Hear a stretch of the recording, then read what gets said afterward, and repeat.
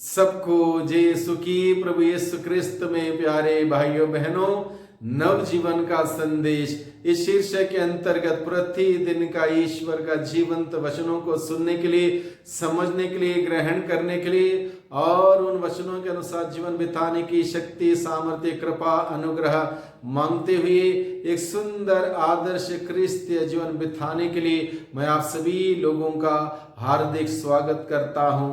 आज जनवरी की 16 तारीख है, बृहस्पतिवार का दिन है और आज के दिन में प्रभु का वचन हम सबों को दिया है मनन चिंतन करने के लिए।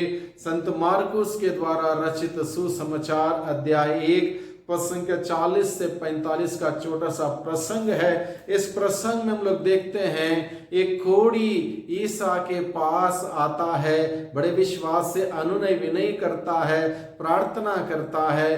प्रभु उसकी प्रार्थना सुनता है, प्रभु उसको स्पर्श करता है, उसको वचन देता है और उसको बताता है जाओ अपने को याजकों को दिखलाओ, यानी कि जो नियम है उसका पालन करो। इस प्रकार से प्रभु उस व्यक्ति को पूर्ण रूप से चंगाई प्रदान करते हुए हम सबों को सिखाता है।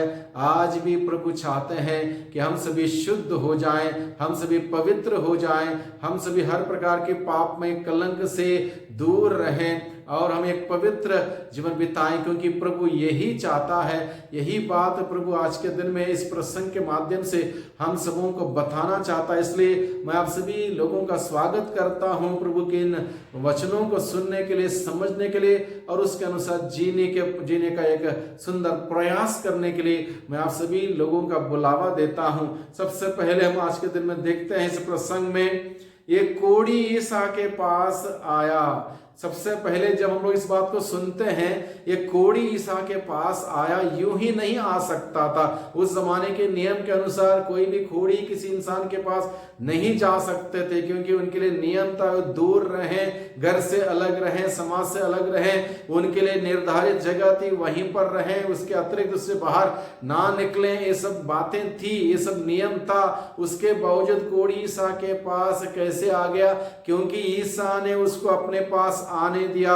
प्रभु यीशु मसीह हर एक व्यक्ति को अपने पास आने देता है और ये निमंत्रण देता, बुलावा देता है, तुम सबके सब जो थक गए हो, बोझ से दब गए हो, तुम सबके सब मेरे पास आओ, मैं तुम्हें विश्राम दूंगा। यह व्यक्ति बोझ से दब गया था, बीमारी से दब गया था, परेशान था, दुखी था और मानसिक तनाव में था। इस व्यक्ति को प्रभु ने अपने पास आने दिया। व्यक्ति प्रभु के पास पूर्ण विश्वास के साथ, भरोसे के साथ, बड़े हिम्मत करते हुए, बड़ी विनम्रता से प्रभु के पास जाता है और यीशु उसको अपने पास आने देते हैं। प्रभु यीशु कोढ़ी को अपने पास आने देता है और प्रभु यीशु सबों को अपने पास बुलाते। उसी प्रकार से इस कोढ़ी को भी अपने पास बुलाया, अपने पास आने दिया और कोढ़ी ने बड़ी विनम्रता से प्रभु से यह प्रार्थना करते हुए कहा, प्रभु ईसा, यदि आप चाहे तो आप मुझे शुद्ध कर सकते हैं। यदि आप चाहे तो आप मुझे शुद्ध कर सकते हैं, यानी कि आप नहीं चाहेंगे, दूसरा कोई व्यक्ति ऐसा नहीं है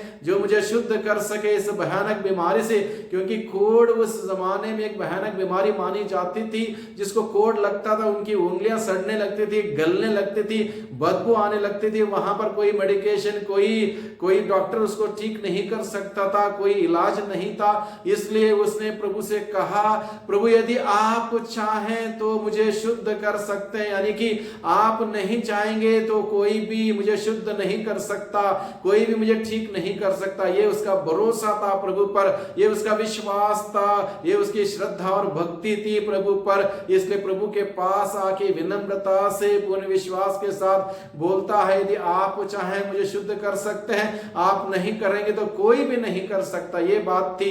इसलिए प्रभु से उसने जब विनम्रता के साथ निवेदन प्रस्तुत किया, प्रभु ने उससे उत्तर देते हुए यही कहा, मैं यही चाहता हूं कि तुम शुद्ध हो जाओ, मैं यही चाहता हूं कि तुम शुद्ध हो जाओ। यानी कि प्रभु हर व्यक्ति के लिए यही चाहता है, बहुतायत का जीवन चाहता है, शुद्धता का, पवित्रता का जीवन चाहता है। प्रभु कहता है मैं यही चाहता हूं कि तुम शुद्ध हो जाओ। हम सभी लोगों के जीवन में कोड़ नहीं लगा होगा, लेकिन पाप का कोड़ जरूर लगा है, पाप का कलंक जरूर लगा है, पाप का दाग जरूर लगा है। इसलिए प्रभु चाहता है, प्रभु कहता है मैं चाहता हूं कि तुम शुद्ध हो जाओ, तुम पवित्र हो जाओ, हर प्रकार के पाप के कलंक से दूर रहो, पापमय दाग से दूर रहो और शुद्ध हो जाओ। प्रभु यही चाहता है। और प्रभु ने उसको स्पर्श किया, प्रभु ने स्पर्श किया और उसको वचन सुनाया और कहा जाओ अपने को याजकों को दिखलाओ। क्योंकि उस जमाने में नियम यह था, जब तक याजक इस बात को प्रमाणित नहीं करते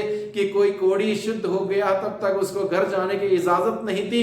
इसलिए जब प्रभु यीशु ने जब कहा जाओ अपने को याजकों को दिखलाओ, वो चला गया, प्रभु के वचन को उसने सुना, प्रभु के वचनों पर उसने विश्वास किया, विश्वास करते हुए चला गया प्रभु के वचनों पर। यानी कि प्रभु का स्पर्श से, प्रभु के वचन से उसको जीवन मिला, उसको चंगाई मिली, उसको शुद्धता मिली और उसकी हालत सही हुई, उसकी बीमारी दूर हुई। यानी कि प्रभु के पास आने से, प्रभु के वचनों पर विश्वास करने से, विश्वास के अनुसार, प्रभु के वचनों के अनुसार कार्य करने से कितनी बड़ी आशीष हम सबों को मिल सकती है, इस बात को आज के दिन में हम लोग समझ सकते हैं भाइयों बहनों।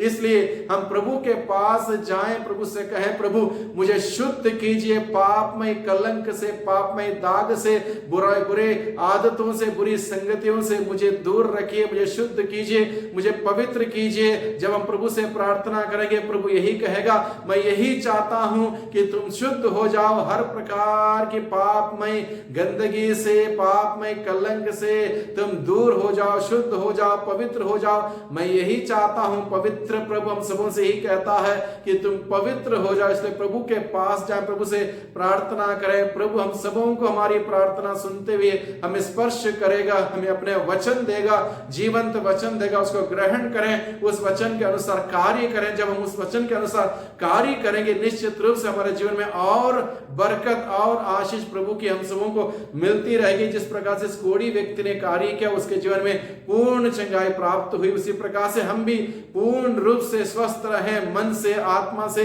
और शरीर से पूर्ण रूप से स्वस्थ रहें। प्रभु के पास जाएं।